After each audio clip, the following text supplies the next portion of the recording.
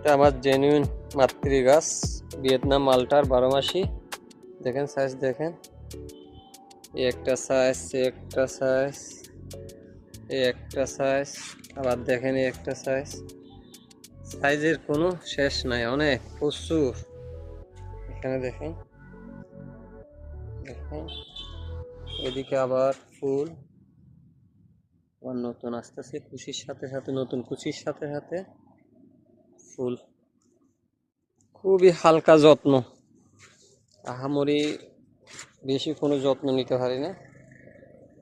যতটুক পারে এতটুকের মধ্যে আল্লাহ যতটুক দেয়। সামনে আরো ফুলে গাছটা সম্পূর্ণ সাদা হয়ে যাবে, দেখতে খুব সুন্দর লাগে।